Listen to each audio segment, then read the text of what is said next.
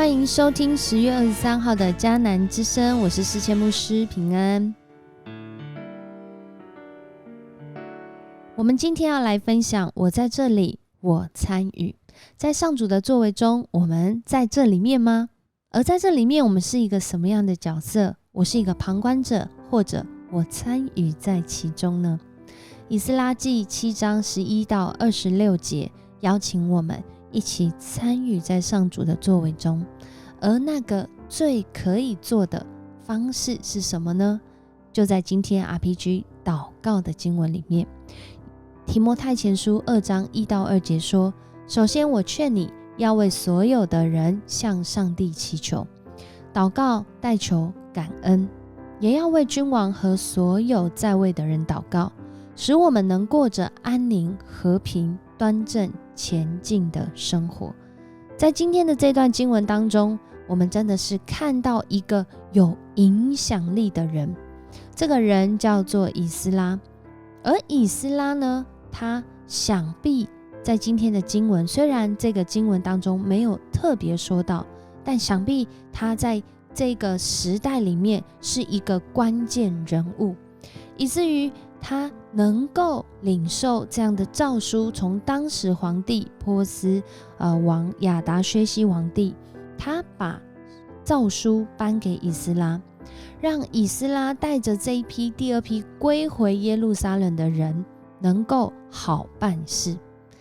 之所以能够好办事呢，其实是因为这位王他愿意参与在以斯拉他们回到耶路撒冷要做的一件非常重要的工作，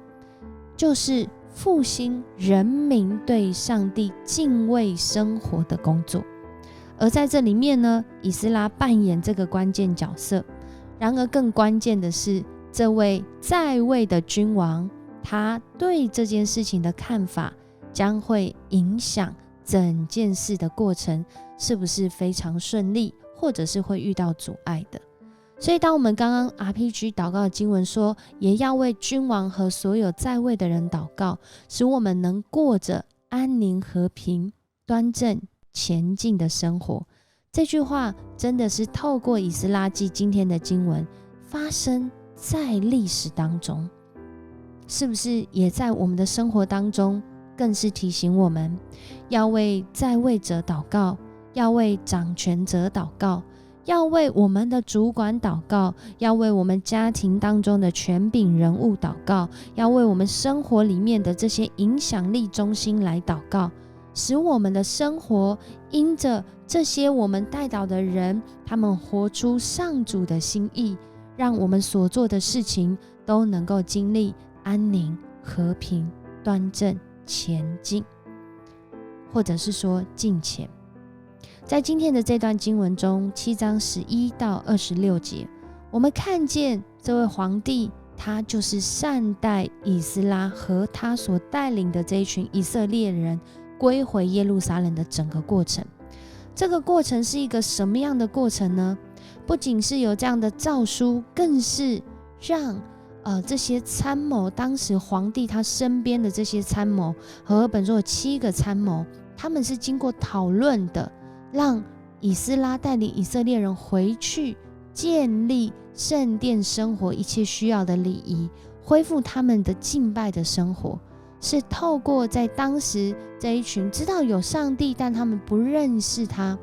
他们或许也不一定敬畏。然而我们看见上主的工作确实能够感动当时不认识他的王，继续的按着之前另外一位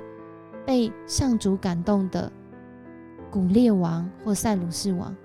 这位王过去被感动，如今这个新的王亚达薛西王也被感动，他愿意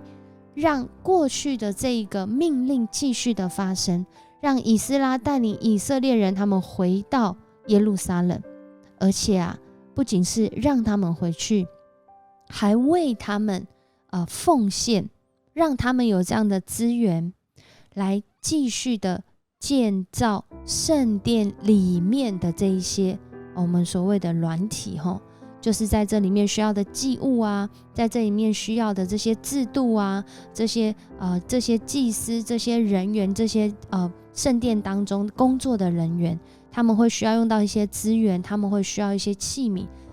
这位王竟然都愿意为他们来预备。在这一段经文里面，让我们看到什么？真的是看到上主的工作没有人能够抵挡，并且上主的工作也影响不论这位掌权人物认不认识我们所认识这位创造天地万物的神，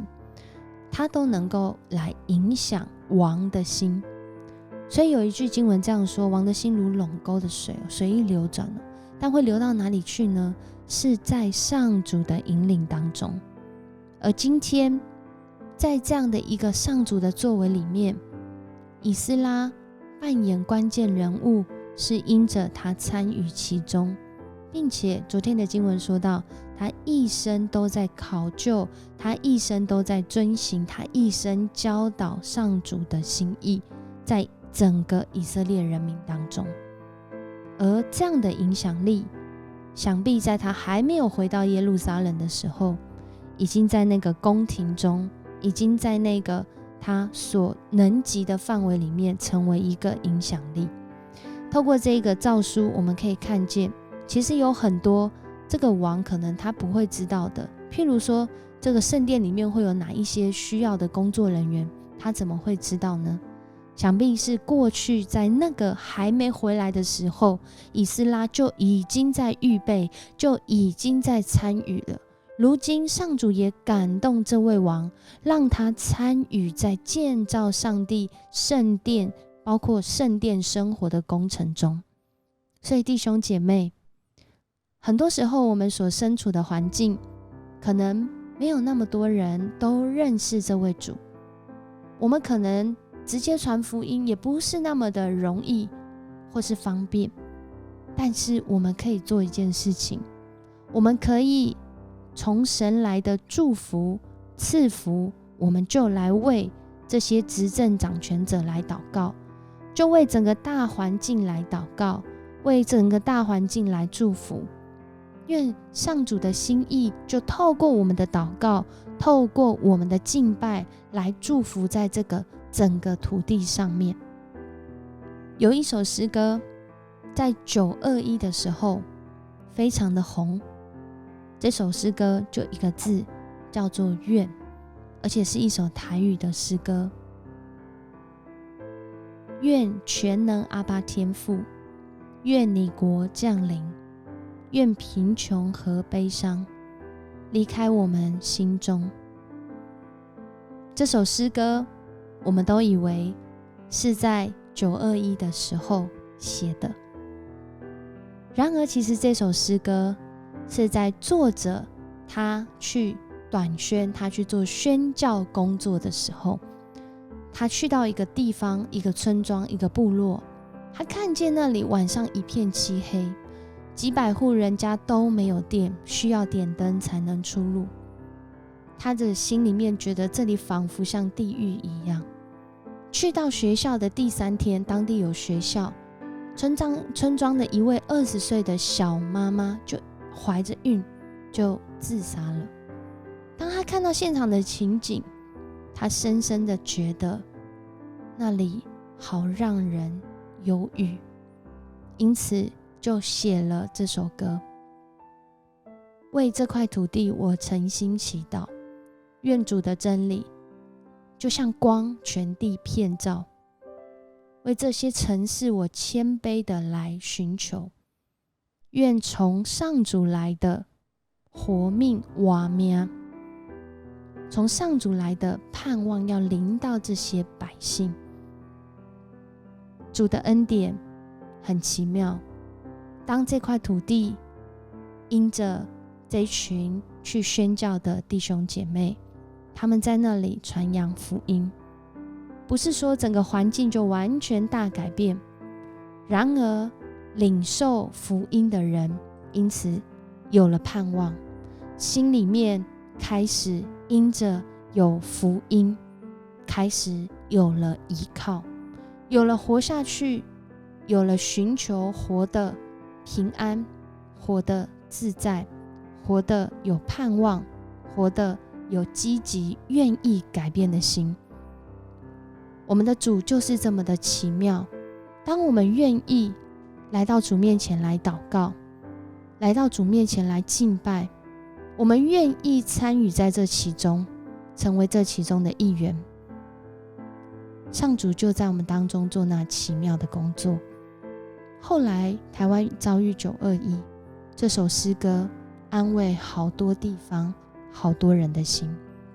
而如今透过我们的祷告和敬拜，上主不仅是安慰我们的心，也要祝福在我们当中的人。我们在哪里正面临什么样的需要呢？我们愿意参与其中，更是参与在上主的作为当中吗？我们一起来祷告。主，我们感谢你，谢谢你爱我们，就像这首诗歌所说的，愿全能阿爸天父，你的国降临。你的国是带来公义的国，你的国是带来平安的国，你的国是带来盼望的国。你的国就在我们的心中，透过我们愿意回应，我们愿意遵行你的话语，我们照着去行，我们就要来经历。谢谢你带领我们，特别在台湾，在整个世界都在面对很大的动荡不安，经济的局势，这些政治、国防、外交都遇到许多的挑战的时候，你的话语提醒我们，我们要起来祷告，活出基督徒的权柄，就是来守望并且参与在其中。愿主你的公义临到我们所居住的地方，使我们的心不仅是被安慰，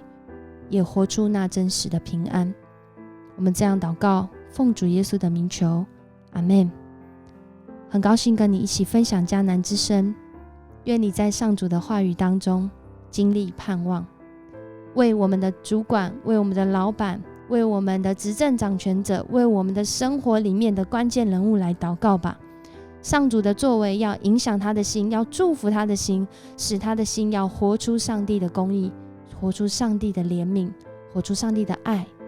我们要一起来经历那真实的平安。我是世谦牧师，我们明天见。